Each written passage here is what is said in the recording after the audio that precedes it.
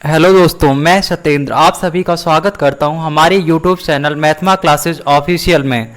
दोस्तों, जैसा कि हमने आपसे पिछले हफ्ते वादा किया था कि आपको हर सोमवार पूरे हफ्ते की सबसे इम्पॉर्टेंट करंट अफेयर्स जो कि एग्ज़ाम पॉइंट ऑफ व्यू से बहुत महत्वपूर्ण होंगी, साप्ताहिक पीडीएफ पत्रिका और यूट्यूब वीडियो के माध्यम से आप तक पहुंचाई जाएंगे। इसी क्रम में आज के सेशन को स्टार्ट करते हैं। आइए आते हैं आज के पहले प्रश्न पर। आज का पहला प्रश्न है, निम्न में से किस अफ्रीकी देश में पिछले 2 महीने में 350 से अधिक हाथियों की रहस्यमय तरीके से मौत हो गई? ऑप्शंस हैं सूडान, बोत्सवाना, कांगो, रवांडा। आइए देखते हैं इसका एक्सप्लेनेशन। हाल ही में अफ्रीका महाद्वीप में बोत्सवाना के प्रसिद्ध ओकावांगो डेल्टाई क्षेत्र में सैकड़ों हाथियों की रहस्यमय तरीके से मौत हो गई। अफ्रीकी महाद्वीप के दक्षिणी में स्थित बोत्सवाना एक भू आबद्ध देश है। बोत्सवाना दुनिया की सबसे बड़ी हाथी आबादी वाला देश है। वर्ष 2014 में ओकावांगो डेल्टा को आधिकारिक तौर पर यूनेस्को की विश्व धरोहर सूची में शामिल किया गया था। इस प्रकार इस प्रश्न का सही उत्तर होता है ऑप्शन बी, बोत्सवाना।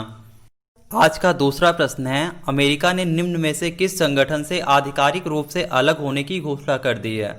ऑप्शंस हैं WHO, IMF, इंटरपोल, नाटो। आइए इसका विश्लेषण देखते हैं। अमेरिका ने हाल ही में विश्व स्वास्थ्य संगठन से आधिकारिक तौर पर अलग होने का फैसला किया है। अमेरिकी मीडिया के अनुसार ट्रंप सरकार ने WHO से अपनी सदस्यता वापस लेने से संबंधित पत्र भेज दिया है। अमेरिका 6 जुलाई 2021 के बाद WHO का सदस्य नहीं रह जाएगा। साल 1984 में तय नियमों के तहत किसी भी सदस्यता वापस लेने के साल भर बाद ही देश को WHO से निकाला जाता है। इसके अतिरिक्त अमेरिका को WHO के सभी बकाये भी चुकाने होंगे। तो इस प्रकार इस प्रश्न का सही उत्तर होता है ऑप्शन ए, WHO। आते हैं आज के अगले प्रश्न पर। विश्व जूनोसिस दिवस निम्न में से किस दिन मनाया जाता है? ऑप्शंस हैं 10 मार्च, 15 जून, 12 अप्रैल, 6 जुलाई। इसका विश्लेषण देखते हैं। प्रतिवर्ष 6 जुलाई को विश्व जूनोसिस दिवस मनाया जाता है। जूनोसिस बीमारी के बारे में लोगों में जागरूकता फैलाने और उन्हें उपचार के बारे में जागरूक करने के उद्देश्य से विश्व जूनोसिस दिवस मनाया जाता है। 6 जून 1885 को फ्रांसीसी रसायनज्ञ और वैज्ञानिक लुई पास्चर द्वारा पहले सफल रेबीज टीके की खोज के उपलक्ष्य में यह दिवस मनाया जाता है। जूनोसिस बीमारियां फैलाने में सबसे ज़्यादा भूमिका बैक्टीरिया की है। रोग पशुओं व मनुष्यों से स्वस्थ पशुओं व मनुष्यों में फैलने वाले संचारी रोगों को जूनोसिस कहते हैं। इसे पशुजन्य रोग भी कहते हैं। तो इस प्रकार इस प्रश्न का सही उत्तर होता है ऑप्शन डी, 6 जुलाई। आते हैं अगले प्रश्न पर। अखिल भारतीय शिक्षा परिषद ने MCA पाठ्यक्रम की अवधि 3 साल से घटाकर कितने साल करने का निर्णय लिया है? ऑप्शंस हैं 2 साल 7 महीना, 1 साल 8 महीना, 2 साल 1 साल। आइए इसका विश्लेषण देखते हैं। अखिल भारतीय तकनीकी शिक्षा परिषद ने हाल ही में घोषणा की है कि अब से MCA 2 वर्ष का कार्यक्रम होगा। अब तक इस डिग्री पाठ्यक्रम की अवधि 3 साल की थी। परिषद ने सभी उच्च शिक्षा संस्थानों को पाठ्यक्रम की अवधि में आवश्यक संशोधन करने के लिए भी कहा है। पिछले साल UGC ने पाठ्यक्रम की अवधि को घटाकर 2 साल करने संबंधी एक प्रस्ताव को मंजूरी दी थी। इस तरह इस प्रश्न का सही उत्तर होता है ऑप्शन सी, 2 साल। आते हैं आज के 5वें प्रश्न पर। भारतीय सेना ने हाल ही में जवानों को फेसबुक, टिकटॉक समेत कितने ऐप्स डिलीट करने का निर्देश दिया है? ऑप्शन है 89 ऐप्स, 62 ऐप्स, 59 ऐप्स, 46 ऐप्स। आइए इसका एक्सप्लेनेशन देखते हैं। भारतीय सेना ने 89 ऐप्स बैन कर दिए हैं। सेना ने अपने अधिकारियों और कर्मचारियों को निर्देश दिए हैं कि बैन में शामिल सभी ऐप को तुरंत अपने स्मार्टफोन से हटा दें। पिछले दिनों में गलवान में चीनी सेना से झड़प के बाद भारत में चीनी सामानों, चीनी व्यवसाय का विरोध हो रहा था। इसके बाद सुरक्षा के लिहाज से केंद्र सरकार ने भी टिकटॉक समेत कुल 59 चीनी ऐप को अपने यहाँ प्रतिबंधित करने जैसा बड़ा कदम उठाया। इस तरह से इस प्रश्न का सही उत्तर है ऑप्शन ए, 89 ऐप्स। आते हैं आज के 6ठे प्रश्न पर।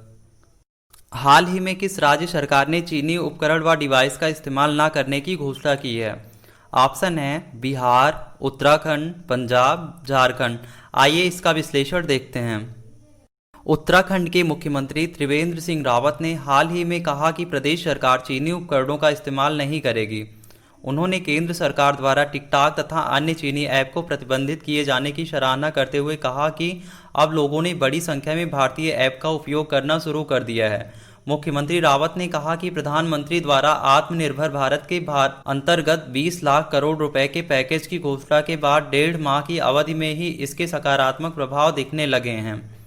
इस प्रकार इस प्रश्न का सही उत्तर होता है ऑप्शन बी, उत्तराखंड। आते हैं आज के 7वें प्रश्न पर। विदेशी समाचार वितरक संगठन मल्टी सिस्टम ऑपरेटर्स एमएसओ ने निम्न में से किस देश में भारत की सभी निजी न्यूज़ चैनलों पर रोक लगा दी है?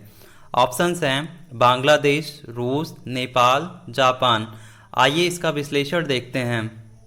भारत के साथ जारी तनातनी के बीच नेपाल में केबल ऑपरेटर्स ने अपने देश में सभी भारतीय निजी न्यूज़ चैनलों पर प्रतिबंध लगा दिया है।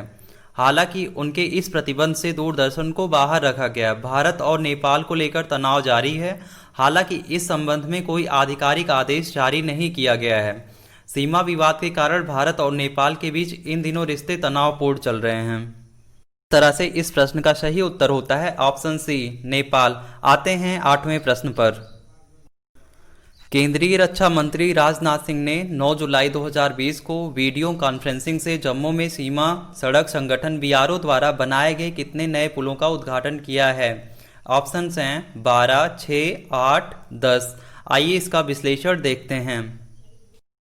रक्षा मंत्री राजनाथ सिंह ने बीआरओ द्वारा बनाए गए 6 नए पुलों का उद्घाटन किया। रक्षा मंत्री ने वीडियो कॉन्फ्रेंसिंग के जरिए ई उद्घाटन किया। ये 6 पुल लगभग 43 करोड़ रुपए की लागत से बनाए गए हैं। इस अवसर पर राजनाथ सिंह का कहना है कि मुझे गर्व महसूस हो रहा है कि इन पुलों का निर्माण दुश्मनों द्वारा निरंतर सीमा पर गोलीबारी के बावजूद समय पर पूरा कर लिया गया है। इस मौके पर बीआरओ के director BRO chief lieutenant general Harpal Singh ने बताया कि 17 पुल बनाए जा रहे हैं, जिनमें 6 पूरे हो गए। शेष 5 पुल अगले महीने तक पूरे हो जाएंगे। बाकी मार्च 2021 तक बना लिए जाएंगे। इन 6 पुलों में 4 अखनूर सेक्टर में हैं, जिनमें पलानी ब्रिज, घोड़ा ब्रिज, फाड़ीवाला ब्रिज समेत अन्य शामिल हैं। इसके अलावा 2 ब्रिज जम्मू सेक्टर में हैं। इस प्रकार इस प्रश्न का सही उत्तर होता है ऑप्शन बी, 6 पुल। आज का 9वां प्रश्न है। हाल ही में संयुक्त अरब अमीरात ने किस देश के साथ एक ओपन स्काई समझौता करने की इच्छा व्यक्त की है? ऑप्शंस हैं पाकिस्तान, भारत, नेपाल, चीन। इसका विश्लेषण देखते हैं। ओपन स्काई समझौता 2 देशों के मध्य द्विपक्षीय समझौता होता है, जिसके तहत दोनों देश अंतर्राष्ट्रीय यात्री एवं कार्गो सेवा प्रदान करने हेतु अपनी अपनी एयरलाइंस के अधिकार प्रदान करने के लिए आपस में बातचीत करते हैं। भारत ने 109 देशों के साथ वायु सेवा समझौता एयर सर्विस एग्रीमेंट किया है, जिनमें अब संयुक्त अरब अमीरात भी शामिल है। इस प्रकार इस प्रश्न का सही उत्तर होता है ऑप्शन बी, भारत। आते हैं आज के आखिरी प्रश्न पर। किस राज्य सरकार ने हाल ही में कौशल कनेक्ट फोरम नामक एक नया पोर्टल लॉन्च किया है? इसके ऑप्शंस हैं बिहार, पंजाब, तमिलनाडु, कर्नाटक। आइए इसका विश्लेषण देखते हैं। यह पोर्टल कर्नाटक सरकार द्वारा नौकरी की तलाश करने वालों को एक मंच पर नियोक्ताओं के साथ जोड़ने का प्रयास है। यह रोजगार की तलाश करने वालों को उपलब्ध नौकरियों की जानकारी भी प्रदान करेगा। इसके अलावा यह पोर्टल नौकरी चाहने वालों और नियोक्ताओं के बीच के अंतर को कम करने का काम भी करेगा। कोई भी व्यक्ति अपनी योग्यता, कौशल ब्यौरा और अन्य जानकारी अपलोड करके कौशल कनेक्ट फोरम पोर्टल पर पंजीकरण कर सकता है। इस तरह से इस प्रश्न का सही उत्तर होता है ऑप्शन डी, कर्नाटक। आते हैं क्वेश्चंस ऑफ द वीक पर। इन प्रश्नों के उत्तर आप लोग कमेंट बॉक्स में दीजिएगा। पहला प्रश्न है, पश्चिम बंगाल सरकार द्वारा दस्तावेजों को स्कैन करने के लिए लॉन्च किए गए मोबाइल एप्लीकेशन का नाम क्या है? ऑप्शंस हैं self scan, pro scan, cam scan, digi scan.